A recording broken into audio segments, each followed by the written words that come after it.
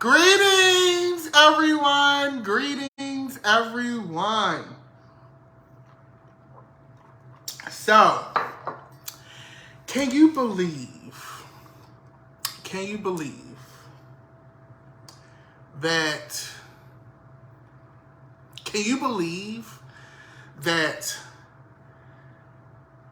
this all started almost 5 years ago? Can you believe that we read Omarosa's book 5 years ago? Can you believe that? We started reading that book in, I think, August 2018, something like that, or maybe before that, but it was 2018. And here we are 5 years later, and I'm waiting for everybody to join because I know everybody's getting on. Here we are 5 years later with another bomb. She's like, bitch, like, I had a fun time reading Omarosa's book. But baby, in those 5 years, I've learned how to do this a little bit better. So I tend to skim through the books and look through them before we actually read to save you the heartache of that. And I'm waiting for everybody to load in. I know everybody's getting in. Hey, Eve. Hey, everybody. I see y'all logging in. Hey, Darlene. So I've gotten a little bit better at this and how to read. I'm going to wait for a few more folks to get in, and then we're going to get started. In these 5 years, my life has changed so much. I just want to say thank you to all of you. When I see you out on the street, when I see you in different states, when I see you online, in the schools, the children, everyone, we did a lot during the pandemic. And you guys met me at a very tough space in life. I was very depressed, very down. And, like a lot of people, depression is a fight that you deal with every day. But it is an honor, absolute honor to have you come into my home and sit with me and read these books. So I first want to thank you. I also put my Cash App and Venmo in the comments because the people kept getting on me about that. Here's my thing. I appreciate donations and I love them and thank you so much. But I feel like this is something that I do because I like it, which also gives me the flexibility to do it when I want to. But it's something that I do because I like it and I really enjoy sharing information. I don't feel like I'm teaching anybody anything. I don't feel like I'm giving anybody anything. I feel like I'm merely sharing information from my perspective. And if you get something from that, then, I'm happy that I could be of service to you in that way. But it's never, it's never in a way that, ooh, let me get online and do something so I can go viral on my TikTok, Speaking of TikTok, if you aren't following me on TikTok, the powers that be say I need to be on TikTok, so I am. Follow me on TikTok, Dapper Dan Midas.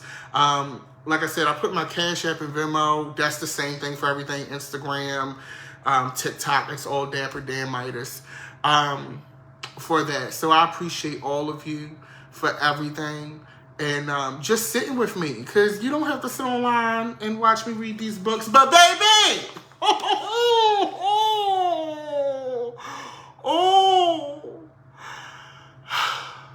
We about to get into her. Okay. Now I must say, niece, because we got a good enough people here, so we get ready to get started. Miss William, Prince William.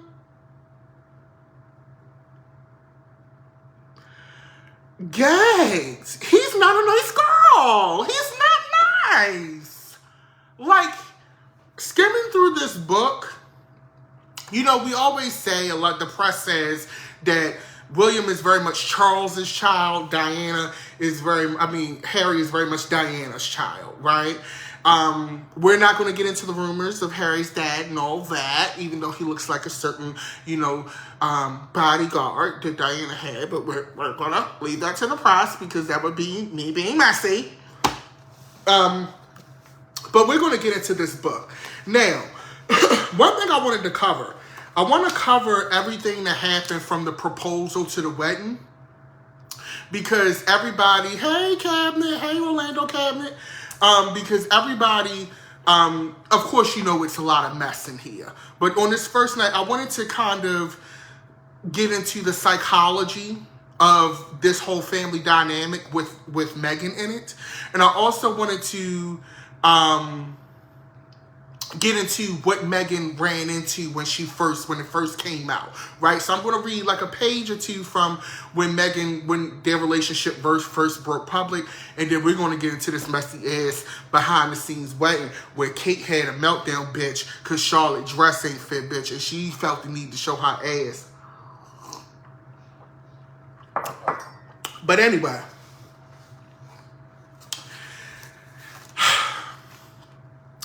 in those first hours and days of November 2016, there was a new low every few minutes.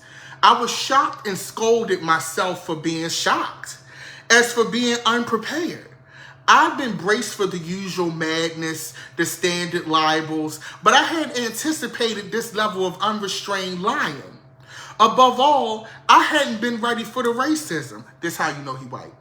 Both the dog whistle racism and the glaring, vulgar, in-your-face racism.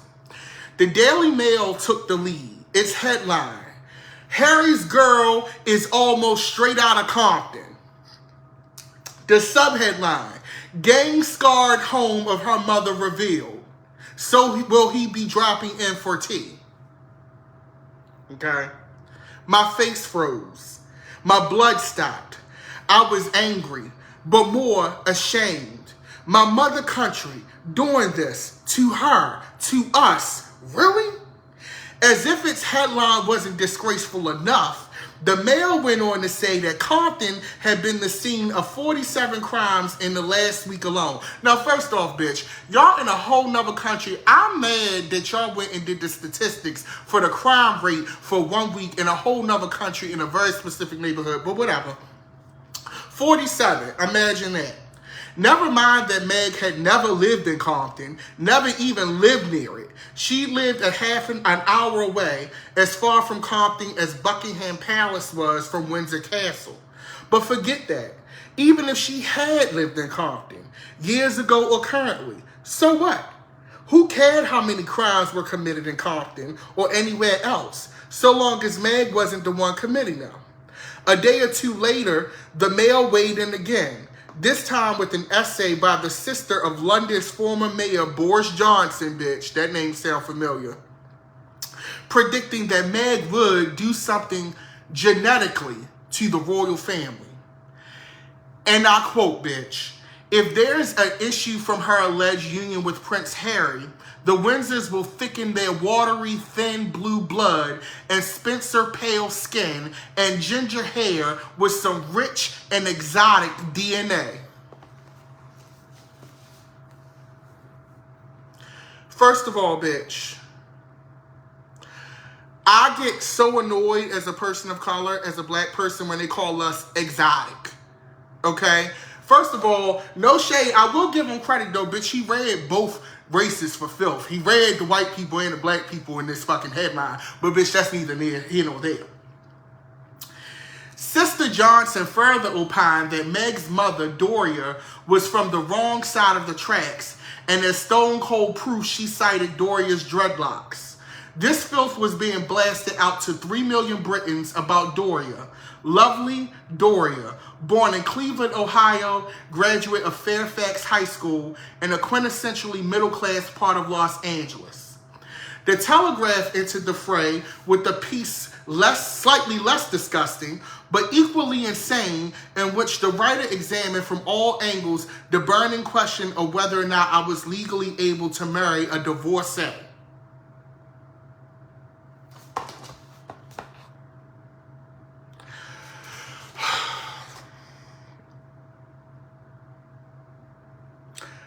I'm mad. So, after these headlines, because that's already a lot, let's digest this. So, she's been called exotic, straight out of Compton. They're going to enrich the Spencer DNA, bitch. This is a lot. And this is in 2016, okay? This is not in the 60s or the 50s, bitch. This is literally a couple of years ago. And the British press, not people behind closed doors, but the actual press is getting into this. And not for nothing, marrying a divorcee, bitch. His father whole life was a divorcee, bitch. If we want to keep it a buck, his ugly ass. Fuck out of here. Anyway. Sue them, I kept telling the lawyer over and over again. He explained over and over that suing was what the papers wanted. They were hungry for me to sue because if I sued, that would confirm the relationship and then they could really go to town. I felt wild with rage and guilt. I'd infected Meg and her mother with my contagion, otherwise known as my life. I promised her that I'd keep her safe and I'd already dropped her into the middle of this danger. When I wasn't with the lawyer, I met with the Kensington Palace communications person, Jason. He was very smart, but a tad too cool about this unfolding crisis for my liking. He urged me to do nothing. You're just going to feed the beast. Silence is the best option. But silence wasn't an option. Of all the options, silence was the least desirable, the least defensible. We couldn't just let the press continue to do this to Meg. Even after I convinced him that we needed to do something, say something, anything, the palace said no. Courtiers blocked us hard. Nothing can be done, they said, and therefore nothing will be done. I accepted this as final until I read an essay in the Huffington Post. The essayist said the mild reaction of Britons to this explosion of racism was to be expected since they were the heirs of racist colonialists. But what was truly unforgivable, she added, was my silence. Mine. I showed the essay to Jason, said we needed a course correction immediately. No more debate, no more discussion. We needed a statement out there. Within a day, we had a draft. Strong, precise, angry, honest. I didn't think it would be the end, but maybe the beginning of the end. I read it one last time and asked Jason to let it fly. So this is the shit that's going on. And the palace is like, fuck it, bitch. Like, you know, they talk about everybody. I cannot. So I wanted to read that segment because I wanted to give context of what we, if you follow the story in the press, you already know what she was facing. But just to read those headlines, I'm like, the girls were gagging. And you know, no shade. Let's keep it a buck, for me at least. Being an American, being a black American, I'm not going to lie to you. I want to go somewhere where they speak English. In my mind growing up, I always thought if I had to leave the country, bitch, I'm going to just go to England. But bitch, they worse than the U.S. No shade when it comes to that. Because, I mean, the U.S. is busy. But I just would not see a major paper get busy like that on a consistent basis. That's a whole different level of busy. But, you know, whatever. Okay, so let's get into the proposal, bitch. Now, we want to read the segment about the proposal and all of the shit that went along with the proposal and the wedding, because this is busy. This whole section is just busy. I told Elf and Jason, that's Harry's friends, I wanted to propose. Congratulations, both men said. But then Elf said he needed to do some fast digging, find out the protocols. There were strict rules governing such things. Rules? Really? He came back days later and said that before doing anything, I needed to ask Granny's permission, which was the queen, okay? I asked him if that was a real rule or the kind we could work around. Oh no, it's very real. It didn't make sense. A grown man asking his grandmother for permission to marry. I couldn't recall Willie asking before he proposed to Kate or my cousin Peter asking before he proposed to his wife Autumn. But come to think of it, I did remember Pa asking permission when he wanted to marry Camilla. Now the reason your father had to ask permission, bitch, because your father was getting ready to marry a harlot and responsible for the fuck up, okay, of the marriage to your goddamn mother. And that was a damn scandal. That's why he had to ask permission. But at this point, they probably gave him permission because Charles is fucking ugly at this point. Camilla is fucking ugly at this point. And ain't nobody give a fuck at that point. So that's why he had to ask permission. But they was going to give it to him anyway because they're like, bitch, you old, you ugly, you washed. Don't nobody care. Okay. So The absurdity of a 56-year-old man asking his mother's permission had been lost on me at the time. Elf said there was no point in examining the whys and hows. This was the inalterable rule. The first 6 in line to the throne had to ask permission. The Royal Marriages Act of 1772 or the Succession of the Crown Act of 2013. He was going on, and I could barely believe my ears. The point was this. Love took a decided back seat to law. Indeed, law had trumped love on more than one occasion. A fairly recent relative had been strongly dissuaded from marrying the love of their life. So, who? Your Aunt Margaret. Really? Now, if you watch The Crown, bitch, you already know what this gave. Really? Yes, she wanted to marry a divorcee, and well, divorcee? Elf nodded. Oh shit, I thought this might not be a slam dunk. But Pa and Camilla were divorcees, I said, and they got permission. Didn't that mean the rule no longer applied? That's them, Elf said. This is you. To say nothing about the furor over a certain king who wanted to marry an American divorcee, which Elf reminded me had ended with the king's abdication and exile, Duke of Windsor. Ever heard of him? And so, heart full of fear, mouth full of dust, I turned to the calendar. With Elf's help, I circled a weekend in late October, a family shooting trip at Sandringham. Shooting trips always put Granny in a good mood. Perhaps she'd be more open to thoughts of love. So basically what they're saying is that everybody in the line of succession that's closest to the crown have to ask permission from this old ass bitch if they want to get married. Shout out to Queen Elizabeth, rest in peace and all of that. But basically you had to ask her old ass if you could get married, right? So the gagger is he brought up the Duke of Windsor. Now, for those of you who don't know, the Duke of Windsor married an American divorcee by the name of Wallace Simpson. Wallace Simpson is from Baltimore, bitch. She's from Middle Street. Hey, yeah. Yes. So, a bitch from Baltimore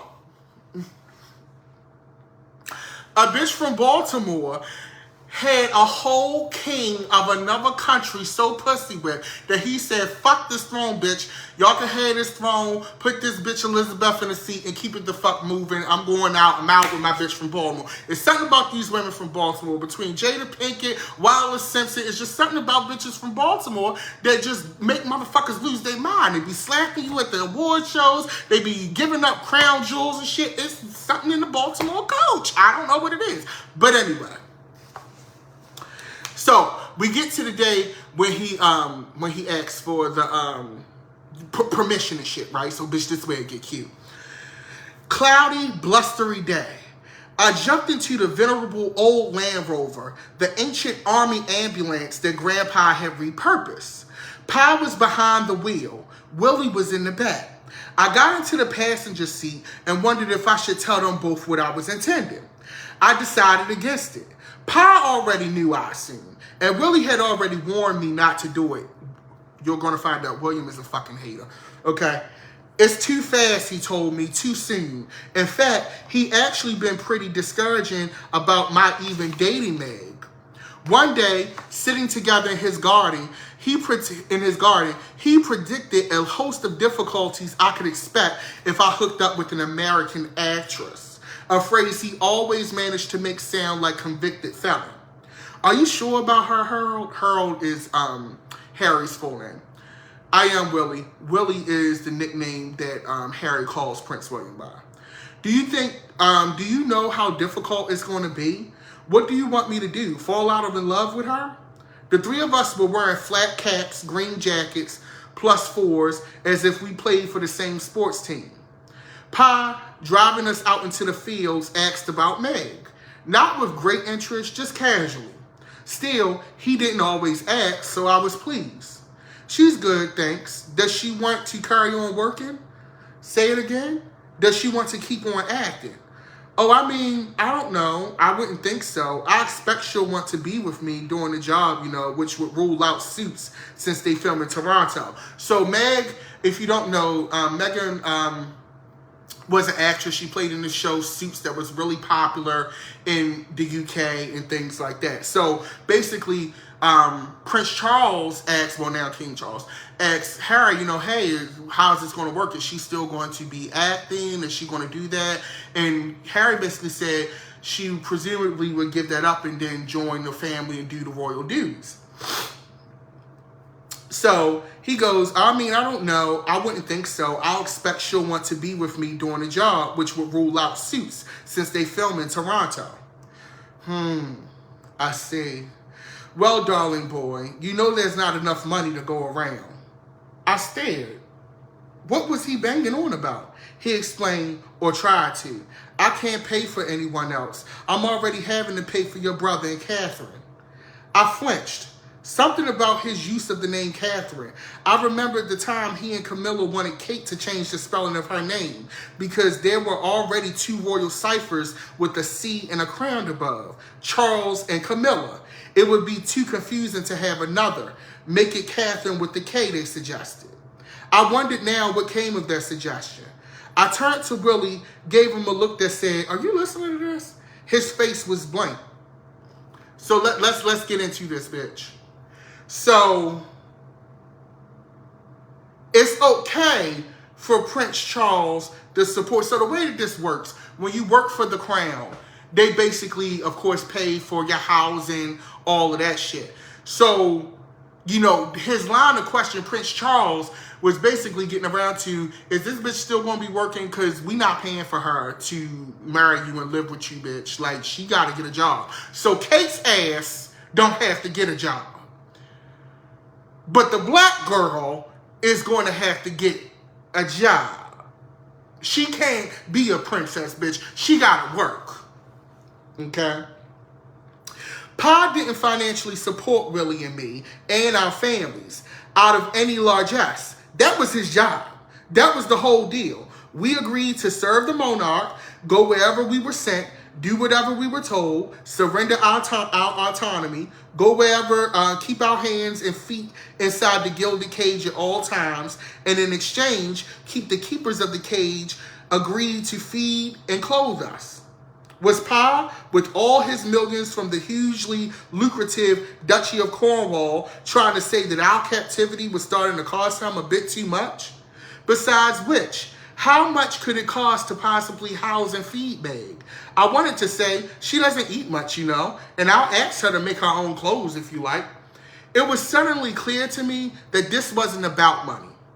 Pa might have dreaded the rising cost of maintaining us, but what he really couldn't stomach was someone new dominating the monarchy, grabbing the limelight, someone shiny and new coming in and overshadowing him and Camilla.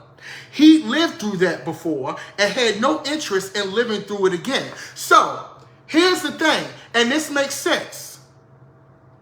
Charles got upstaged before by Diana. See, the royals aren't stupid. They know that by Harry marrying this black woman, that is going to be a headline. That is going to be press. And see, the thing is, if you watch The Crown, and I'm not saying that that's law, but it gives you a lot of insight to the way that they think. And the thing is, Charles never got to be the guy, right? His mother lived for forever. When it looked like his mother wasn't going nowhere, he marries Diana thinking that was going to give him some shine. And Diana ended up eclipsing him in the fame department. So Prince Charles was never the guy, okay? He always wanted to be the guy. And he wanted to be the guy with his ugly-ass mistress, Camilla. Now, here's the thing. I think Camilla was really the love of Charles's life. But the reality is you married this poor, innocent girl, Diana Spencer, and this is where you find yourself, bitch. Okay? So, they wasn't worried about, it wasn't about the money. It was about him being upstage, right? I couldn't deal with any of that right now. I had no time for petty jealousies and palace intrigue. I was still trying to work out exactly what to say to Granny, and that time had come. The Land Rover stopped. We piled out and lined up along the hedge being placed by Pa. We waited for the birds to appear. The wind was blowing and my mind was all over the place. But as the first drive began, I found that I was shooting well. I got into the zone. Maybe it was a relief to think about something else. Maybe I preferred focusing on the next shot rather than the big shot I was planning to take. I just kept swinging that barrel, squeezing that trigger, hitting every target. After the final drive, the party scattered. Everyone finished picking up their birds and returned to the Land Rovers. I saw Granny jump into her smaller Range Rover and drive out to the middle of the stubble field. She began looking for dead birds while her dogs hunted. There was no security around her, so this looked to be my chance. I walked out to the middle of the stubble field, fell in alongside her, began helping while we scanned the ground for dead birds. I tried to encourage her in some light chat to loosen her up and to loosen up my vocal cords. The wind was stronger and Granny's cheeks looked cold despite the scarf wrapped tightly around her head. Not helping matters, my subconscious, it was popping. The full seriousness of all this was finally starting to sink in. If Granny said no, would I have to say goodbye to Meg? I couldn't imagine being without her, but I also couldn't imagine being openly disobedient to Granny, my queen, my commander-in-chief. If she withheld her permission, my heart would break, and of course I'll look for another occasion to ask again, but the odds would be against me. Granny wasn't exactly known for changing her mind, so this moment was either the start of my life or the end. It would all come down to the words I chose, how I delivered them, and how Granny heard them. Okay. There were also whispers about a vague and pervasive unease regarding her race, talking about Megan. Concern had been expressed in certain corners about whether or not Britain was ready, whatever that meant. Was any of that rubbish reaching Granny's ear? If so, was this the request for permission merely a hopeless exercise? Was I doomed to be the next Margaret? I thought back over the many hinge moments in my life when permission was required. Requesting permission from Control to fire on the enemy, requesting permission from the Royal Foundation to create the Invictus Games. I thought of pilots requesting permission for me to cross my airspace. My life all at once felt like an endless series of permission requests. Granny started walking back to her Range Rover. I quick stepped after her, the dogs circling my feet. Looking at them, my mind began to race. My mother used to say that being around Granny and the corgis was like standing on a moving carpet.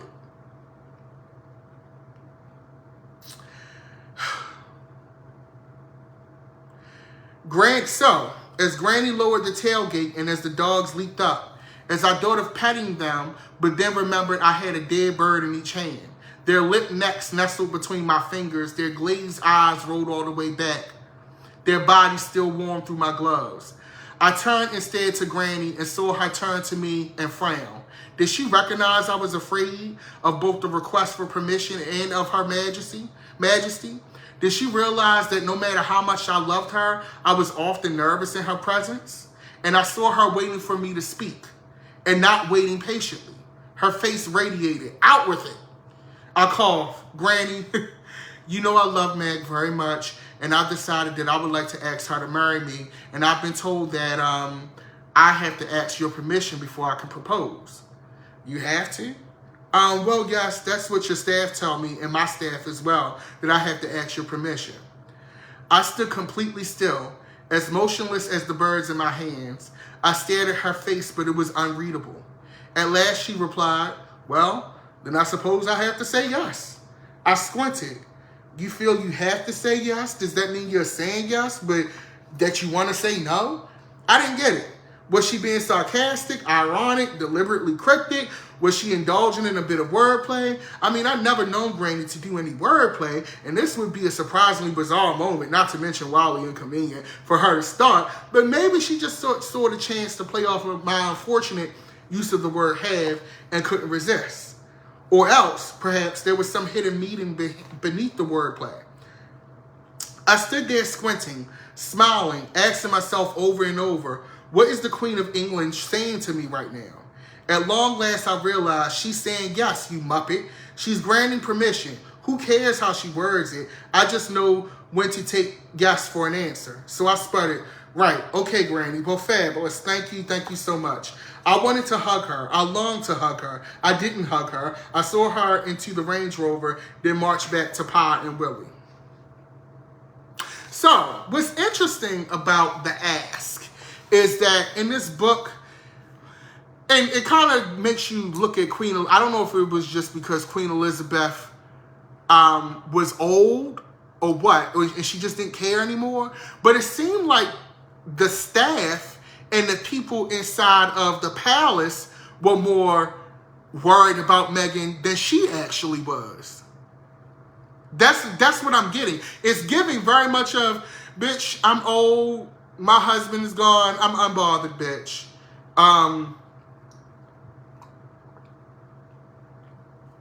But it seems like she didn't really give a shit either way. Okay? So, I wanted to read this one section, and then we're going to skip a few pages to get to the wedding, bitch. The day before the wedding. I took a ring from Meg's jewelry box and gave it to a designer so he'd know her size.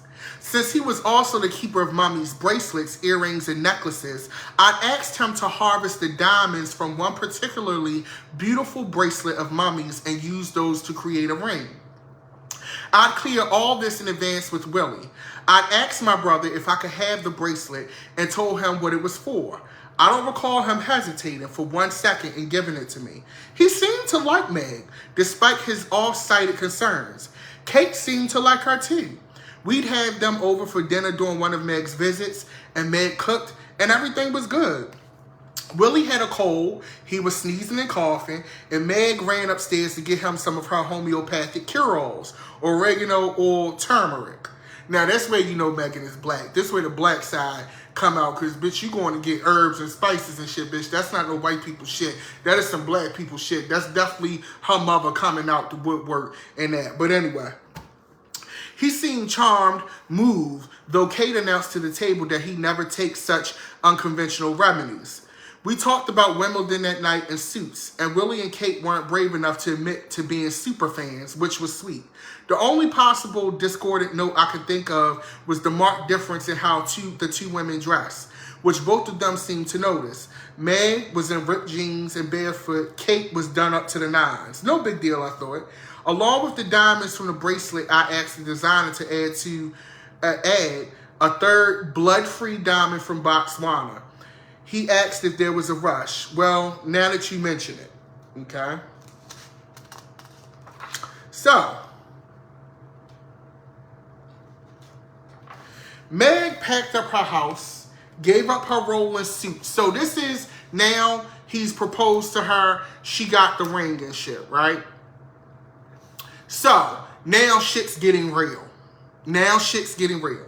So Meg packed up her house, gave up her role in Suits. After 7 seasons. 7 seasons, bitch. She walked away from a show and syndication check for 7 seasons of TV. So you know this bitch had to be in love or the dick was really fucking good. But anyway, a difficult moment for her because she loved that show. Loved the character she was playing. Loved her cast and crew. She loved Canada. On the other hand, life there had become untenable, especially on set. The show writers were frustrated because they were often advised by the palace communications team to change lines of dialogue, what her character would do, how she would act. She'd also shut down her website and abandoned all social media again at the behest of the palace communications team. She said goodbye to her friends, goodbye to her car, goodbye to one of her dogs. This bitch gave up a lot. She gave up her job. She gave up her social media presence, which in this era is a lot. She gave up her house. She gave up a lot of shit to be with his ashy ass. Okay? I wouldn't have gave up my job for no motherfucking body. My ass get from behind this fucking phone screen and get a show, bitch. I'm never leaving until they cancel that motherfucker. You can kiss my ass. I don't give a fuck if you the president of Ghana, bitch. I am not quitting my job for nobody. Now,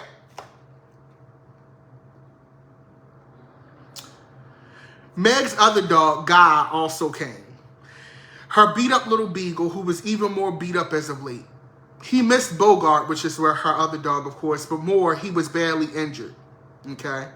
I often had to hold him upright so he could pee. I didn't mind him at least. I loved that dog. I couldn't stop kissing him, petting him. Yes, my intense feelings for Meg spilled over into anyone or anything she loved, but I also wanted a dog for so long and never been able to have one. Okay. I opened up a bottle of champagne because I'm tired of talking about the dog, y'all. We gonna skip the dog. Fuck the dog. I opened up a bottle. Shout out to Pete. I love pets. I opened up a bottle of champagne, an old gift I've been saving for a special occasion. Meg smiled. What's the occasion? No occasion.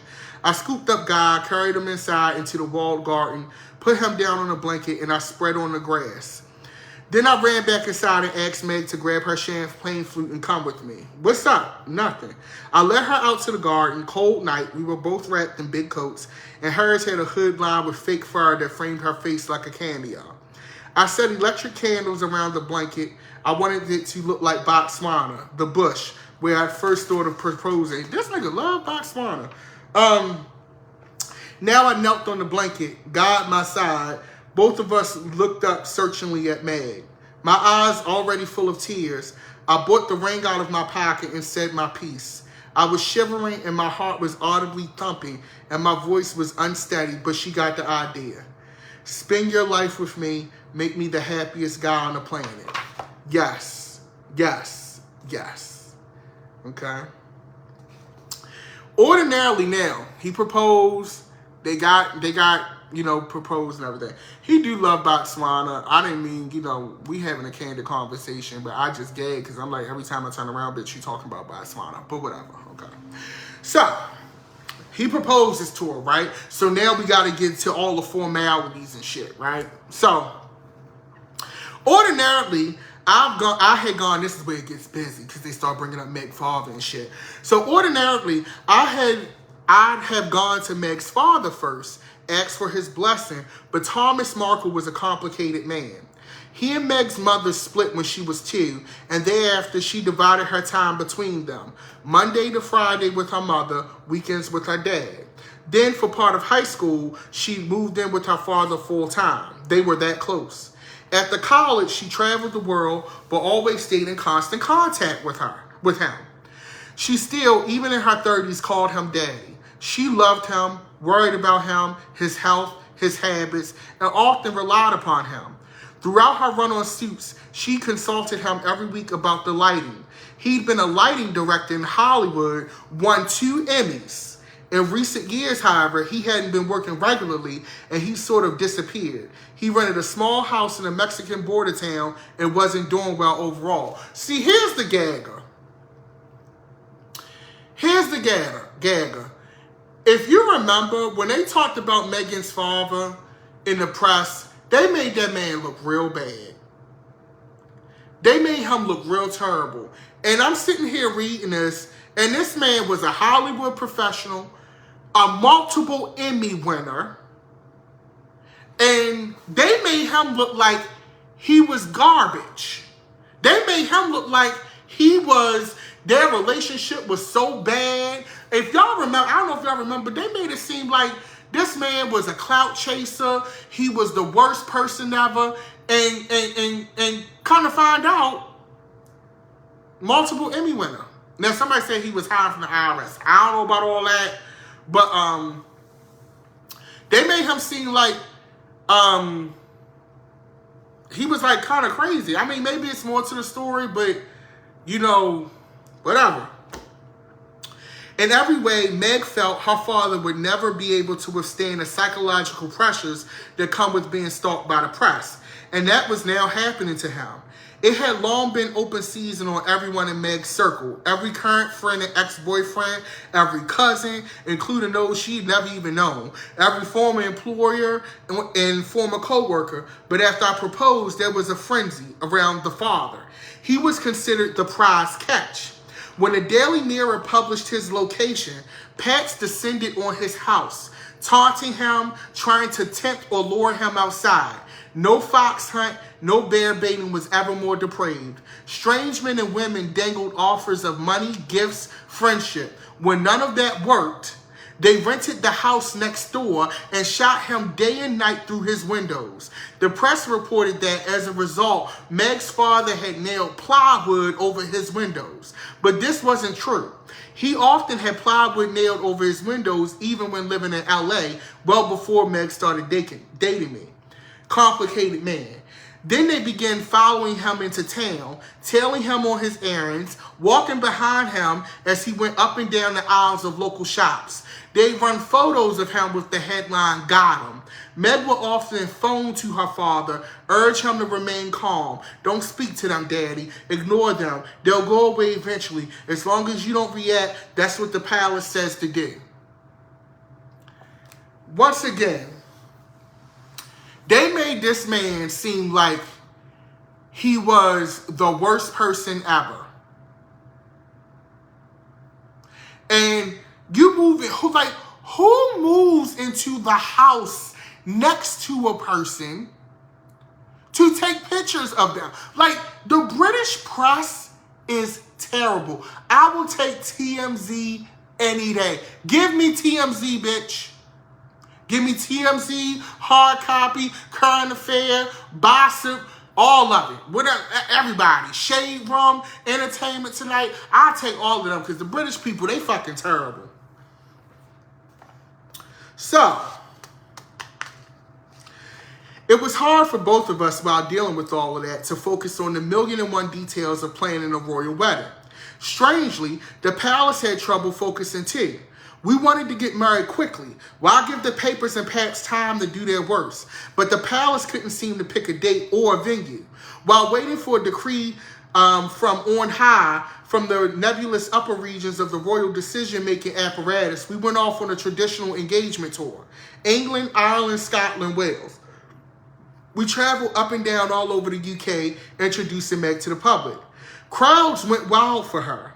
"Meg, Diana would have loved you." I heard women scream this again and again. A total departure from the tone and tenor of the tabloids, and also a reminder the British press wasn't reality. Now, I don't know if y'all saw on the interviews, okay, yes, I did say hard copy, Aaron. I'm an old bitch. We're going to, throwback. I'm legendary. You remember, if you saw the interviews, he suspected Camilla leaked a lot of shit. So I wouldn't be surprised if Camilla ugly ass was telling the press to print all this shit and giving them all kinds of crazy shit. I really wouldn't be surprised, honestly, okay? On our return from the trip, I rang Willie, sounded him out, asked his thoughts about where we might get married.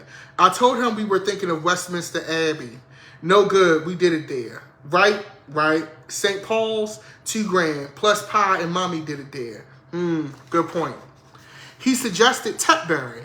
I snorted. Tetbury? The chapel near Highgrove? Seriously, Willie? How many does that place seat?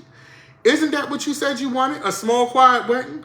In fact, we wanted to elope, barefoot in Botswana, with maybe a friend officiating. That was our dream. But we were expected to share this moment with other people. It wasn't up to us. I turned back to the palace. Any progress on a date? A venue? Nope, was the reply. How about March? Alas, March was all booked. How about June? Sorry, Garter Day.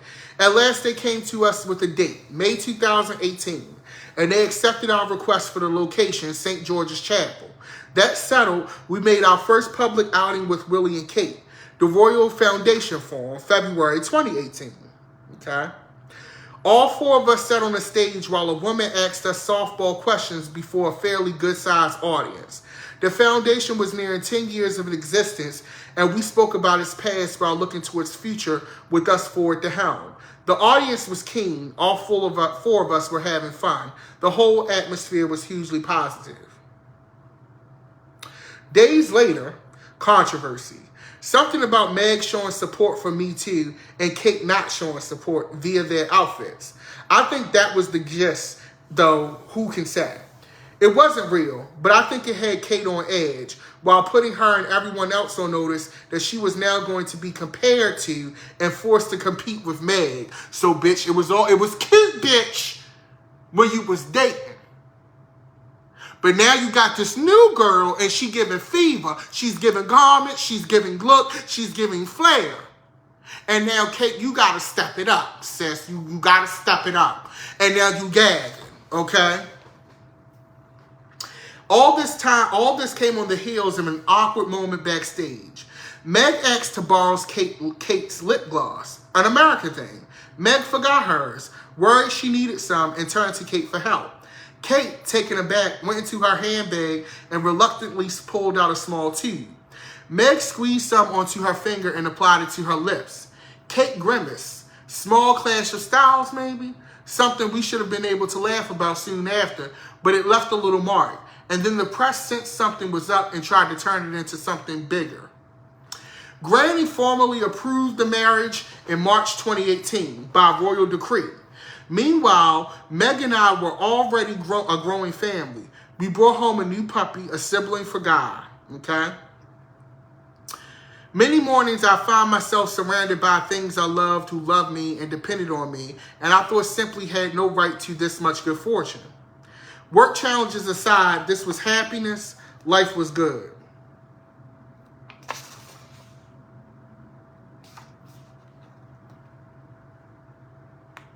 After all the stress, so we get ready to get into the business, and we're going to wrap up after this chapter because it's almost 8 o'clock. After all of the stress of asking Granny for permission to marry Meg, I thought I'd never have the courage to ask for anything else. And yet, I dared to make another ask. Granny, please, may I for my wedding keep my beard? Not a small ask either. A beard was thought by some to be a clear violation of protocol and long-standing norms, especially since I was getting married in my army uniform. Beards were forbidden in the British Army, but I was no longer in the army, and I desperately wanted to hang on to something that had become an effective check on my anxiety. Illogical, but true. I grown the beard during my voyage to the South Pole, and I kept it after my returning home, and it helped along with therapy and meditation. Maybe it was Jungian, beard as a mask, whatever. It made me calmer, and I wanted to feel as calm as possible on the day of my wedding. Also, my wife-to-be had never seen me without it. She loved my beard. She loved to grab it and pull me in for a kiss. I didn't want her coming down the aisle and seeing a total stranger. Well, first off, Harry, that's your fucking fault, because I'm sorry. Look, I gotta see you without the beard. And I'm gonna tell y'all now, I look like a goddamn wet seal without my beard, bitch. So I'm never cutting my shit off. So I do feel him on this, but I think it's crazy that you gotta ask your grandmother that you gotta cut your beard off. But anyway, I explained this all to Granny and she understood. Plus her own husband liked to rock a bit of scruff now and then. Yes, she said, you may keep your beard. But then I explained it to my brother and he bristled. Not the done thing, he said. Military rules, so forth. I gave him a quick history lesson. I mentioned that many royals who've been bearded in uniform, King Edward VII, King George V, Prince Albert, more recently Prince Michael of Kent. Helpfully, I referred him to Google images. Not the same, he said. When I informed him that his opinion didn't really matter since I'd already gone to Granny and got the green light, he became livid. He raised his voice. You want to ask her? Yes. And what did Granny say? She said, keep the beard. You put her in an uncomfortable position, Harold. She had no choice but to say yes. No choice. She's the queen. If she didn't want me to have a beard, I think she could speak for herself. But Willie always thought Granny had a soft spot for me, that she indulged me while holding him to an impossibly high standard, because heir, spare, etc. It irked him. The argument went on in person, on the phone, for more than a week. He wouldn't let it go. At one point, he actually ordered me, as the heir, speaking to the spare, to shave.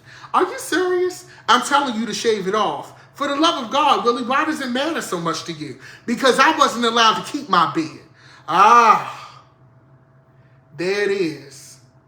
After he come back from an assignment with Special Forces, Willie was sporting a full beard, and someone told him to be a good boy, run along and shave it. He hated the idea of me enjoying a perk he'd been denied. It also, I suspected, brought back bad memories of being told he couldn't marry in the uniform of his choice. Then he confirmed my suspicion. He said it outright.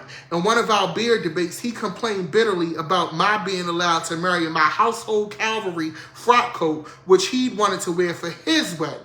He was being ridiculous, and I told him so, but he kept getting angrier and angrier. Finally, I told him flatly and defiantly that his bearded brother was getting married soon, and he could either get on board or not. The choice was up to him.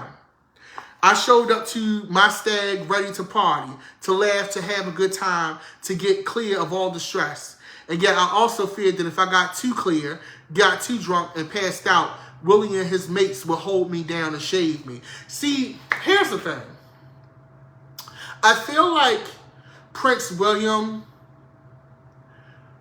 wants, and I've skimmed through the book, right? I feel like Prince William wants the benefits of being the spare child, but he wants the accolades and the prestige and the adornments of being the actual heir. He wants it both ways. And unfortunately, you can't have it both ways, niece. But Will is definitely a hater, no shade.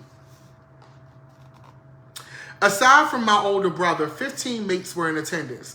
The host kitted out his indoor tennis court with various boy toys, giant boxing gloves, bows and arrows, a mechanical bull. We painted our faces and roughhoused like idiots. This sounds really gay, no shade. Great fun. After an hour or two, I was tired and relieved when someone shouted that lunch was ready. We had a big picnic in a large, airy barn, then trooped off to a makeshift shooting range. Arming that drunken lot to the teeth, dangerous idea, but somehow no one was hurt. When everyone was bored of firing rifles, they dressed me as a giant yellow feathered chicken and sent me downrange to shoot fireworks at me. All right, I offered to do it. Whoever comes closest wins.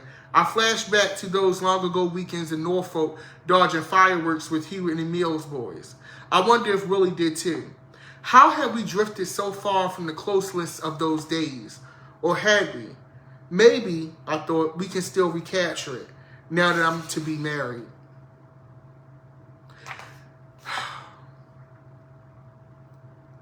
Y'all I'm gonna do one more page, and then we're gonna call it a day. There had been spirited arguments in the back corridors of the palace about whether or not Meg could or should wear a veil. Not possible, some said. For a divorcee, a veil was thought to be out of the question. But the powers that be unexpectedly showed some flexibility on the subject. Next came the question of a tiara. My aunts asked if Meg would like to wear my mother's. We were both touched. Meg then spent hours and hours with her dress designer getting the veil to match the tiara, giving it a similar scalloped edge. Shortly before the wedding, however, Granny reached out. She offered us access to her collection of tiaras. She even invited us to Buckingham Palace to try them on. Do come over, I remember her saying. Extraordinary morning. We walked into Granny's private dressing room, right next to her bedroom, a space I'd never been in. Along with Granny was a jewelry expert, an eminent historian who knew the lineage of each stone in the royal collection. Also present was Granny's dresser and confidant, Angela.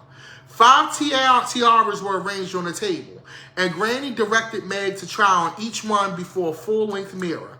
I stood behind watching. One was all emeralds. One was aquamarines. Each was more dazzlingly stunning than the last. Each took my breath. It wasn't the only one. I wasn't the only one. Granny said to Meg quite tenderly, "Tiaras suit you." Meg melted. "Thank you, ma'am." One of the 5, however, stood out. Everyone agreed. It was beautiful, seemingly made for Meg. Granny said it would be placed in a safe directly, and she looked forward to seeing it on Meg's head come the big day. Make sure, she added, that you practice putting it on with your hairdresser. It's tricky, and you don't want to be doing it for the first time on the wedding day. We left the palace feeling awed and loved and grateful. A week later, we contacted Angela and asked her to please send us the chosen tiara so we could practice putting it on. We done research and we spoken to Kate about her own experience, and we learned that Granny's warning was spot on. The placing of the tiara was an intricate, elaborate process. It had to be first sewn to the veil, then Meg's hairdresser would need to fix it to a small plate in her hair. Complicated, time-consuming. We'd need at least one dress rehearsal just for the fucking tiara, bitch. Okay? For some reason, however, Angela didn't respond to any of our messages. This is the Queen's dresser. We kept trying. No response. When we finally reached her, she said the tiara would require an orderly and a police escort to leave the palace. That sounded a bit much. But all right, I said, if that's protocol, let's find an orderly and a police officer and get the ball rolling. Time was running out. Inexplicably, she required, can't be done. Why can't it? Her schedule was too busy. She was being obstructive, obviously, but for what reason?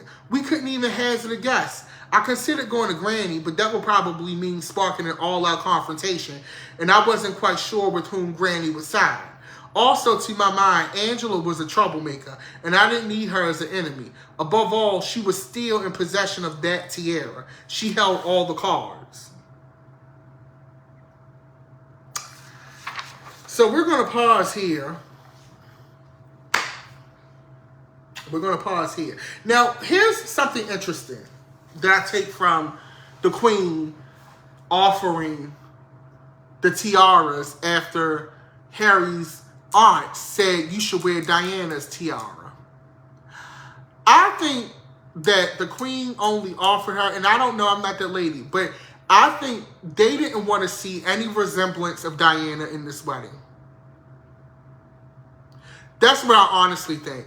I think she only pulled them tiaras out because she was like, bitch, I'll just give you one of mine, bitch, but you're not wearing Diana's tiara in this wedding because it's already giving Diana tease with her relationship with the press and the public.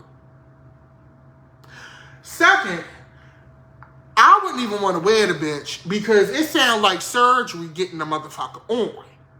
Okay? I would have gagged. But this is our first read. So here's what we're going to do. We're going to come back on Sunday. I'm not going to read this whole book because unlike in 2018 when we started this 5 years ago, a bitch is booked and busy. But what we're going to do, we're going to come back on Sunday. Same bat time, same bat channel at 7 p.m. Eastern Standard Time.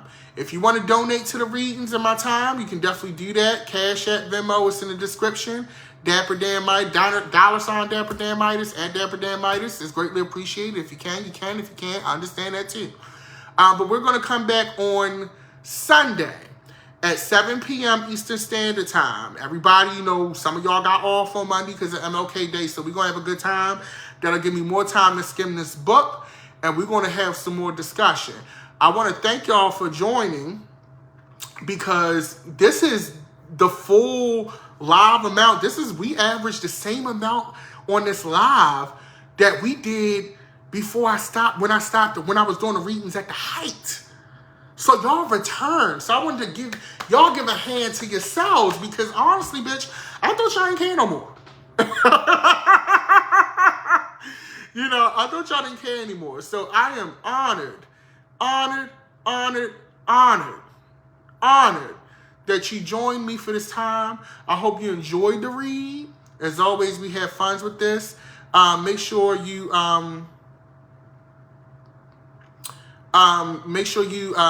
me on, you know, TikTok, Instagram, Dapper Dan Midas, all of that stuff. We'll be back on Sunday. I probably would have read this whole book by then, and then we could really get into the tea, bitch, because we just cracked the surface. We ain't even get everything, you know. But I will see y'all on Sunday. Have a good evening. I'm getting ready to go watch wrestling. Y'all be blessed. Peace and love.